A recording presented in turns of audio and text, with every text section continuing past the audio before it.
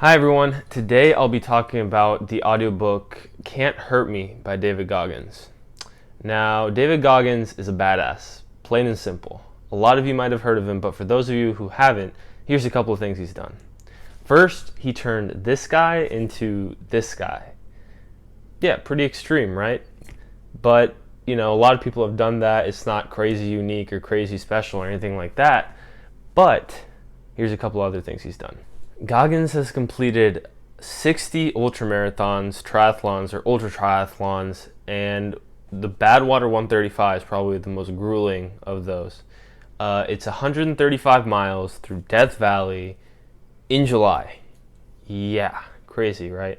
He doesn't hold it anymore, some other guy passed him, but he held the Guinness World Record for the most pull-ups in 17 hours at 4,030. And this is what his hands looked like after he broke the record. He did 3 Navy SEAL Hell Weeks in 1 year. Only person to do so. He completed 2 of them. He couldn't complete 1 because he injured himself pretty badly. He tried to fight through it, but the doctors wouldn't let him do it. He's also the only member of the U.S. Armed Forces to complete Navy SEAL training, U.S. Army Ranger School, and Air Force Tactical Air Control. Now, if you've seen or heard Goggins, you know he's exactly the type of person to do this kind of stuff. And he's not like one of those motivational coaches you see online who just talk and don't really apply any of what they're talking about to their own lives. So, you might be asking yourself, what does it take to accomplish all these crazy feats? Well, I got the answer to that when I listened to this book. For Goggins, it isn't about the awards, accolades, his body, or any of the recognition.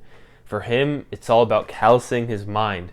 Everything else is just a byproduct. Now, I'm personally a fan of when the author narrates their own book, which is sadly not the case with this book. However, that's not entirely true. See, this book is narrated by Goggins' friend Adam Skolnick, and he's a great storyteller, and that's essentially what this book is just a story of Goggins' life and the evolution of his mind going through his life. But they also have a mini podcast between each chapter, and they go into further detail, and Goggins talks more about each scenario he's gone through and expands on what he's been through, and it just gives the story more depth. So it's not narrated by him, but he talks throughout the book, so it's just a bonus. Now, I won't get too much into Goggins' backstory because that's what the book is for, but what I will say is he had a very, very, very tough childhood. His father would mentally, physically, verbally abuse him, his mother, and his brother every single day. And he goes really deep into this, and actually he says this is part of the reason why he's able to take so much pain later on in his life. Now, moving forward, after that terrible childhood, he gets a more typical teenage life, and in high school he's really trying to fit in, and things aren't working out, and he realizes this, but he doesn't know how to deal with it, and more traumatic stuff just keeps happening to him and his mom, and it's just not a good place to be. And after high school, he has a dead-end job. He doesn't know where he's going in life, and at some point, something just clicks, and he just gets on this path of callousing his mind, and it's just this real story begins there. And once he gets on this path, it's not a straight line up. It's more of a sine curve, up and down, up and down, up and down. But eventually he gets to a point where it's just so hard he can do anything he sets his mind to. And Goggins really just leaves it all on the table. He tells us everything that's going on in his mind from beginning to end. And he doesn't leave anything from us, and I really love that about this book. Now, if you couldn't tell by now, I really like this book. It's because I've applied a lot of what Goggins is talking about into my own life, and it's helped me in a lot of ways, and I know it could help a lot of other people.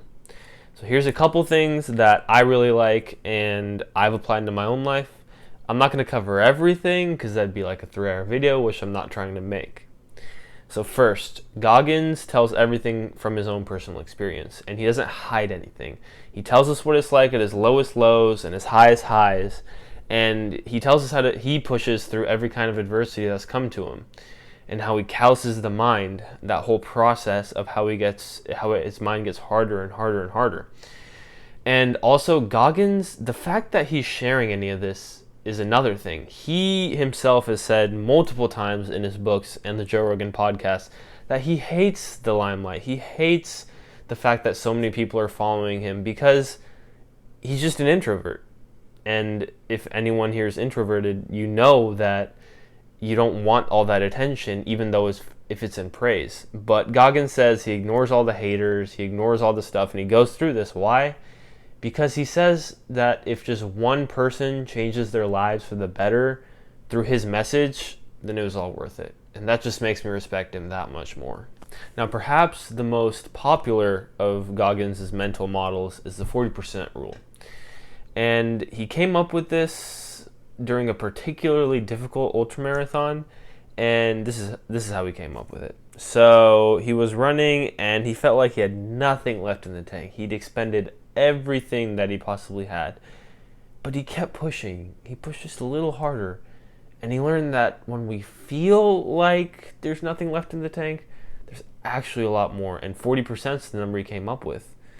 And he says the way to get to this point is first push yourself to the level where you feel like you got nothing left and get comfortable with that level. Know where it is. And then next time you get there, just push a little bit. Just get a couple more percentage points. And as you keep doing that, your mind gets harder and harder and harder. Goggins himself has said he's not even close to 100%. This 40% rule is just an idea, but it's a really valid idea. And I've applied it into my own life. And before, every time, like, I could push through pain during workouts, but I wouldn't go that extra mile. If I was, say, running for 200 calories, at 200 calories, I'd stop. I reached my goal, but I wasn't pushing past, even though I know I had more left in the tank. And if I was running and I felt like my legs were just in complete pain and I'm giving it everything I had, I'd stop and I'd jog for a bit or walk for a little bit or stretch. But at the same time, I knew I still had a little left in the tank, and I was cowering to the pain instead of pushing through it. And this model has really helped me change that. Now, another model I've applied of Goggins that I really like and has really helped me would be the accountability mirror. Now, Goggins made this whenever he started putting sticky notes on his bathroom mirror, reminding him of what he needs to do to hold himself accountable. So these notes would read stuff like, I will run 5 miles today no matter what. I will lose blank pounds this week no matter what. Or I will work on what I need to without getting distracted. And when I started doing this, I realized how much writing stuff down, physically writing it down as a visual reminder of what we're supposed to be doing, helps us get rid of distractions and helps us stay focused on what we really want. I think it has to do with the fact that we get so lost into the day sometimes, and we tend to overlook things and, just simply forget about things because so much stuff is going on, that if we don't have that visual reminder, sometimes we get to the end of the day and you're just like, dang, I really wanted to do that, but so many things got in the way. But a lot of the times, it's not productive thing that gets in the way, it's distractions.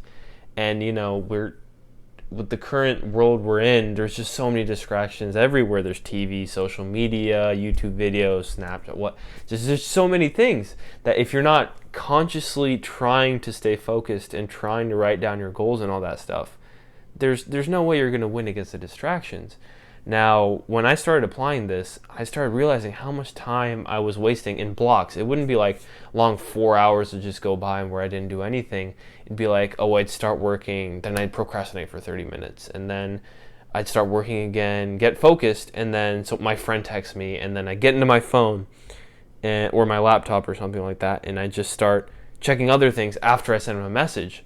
But since I got the accountability mirror, it's helped me a lot. And I found that instead of the bathroom mirror, I've created a virtual version on my laptop. And as I'm scrolling through the tabs, scrolling through wherever I'm going, I have a huge note that just has all the stuff I should basically not be doing and the stuff I should be doing instead. And every time I go by there, it just reminds me what I'm supposed to be doing.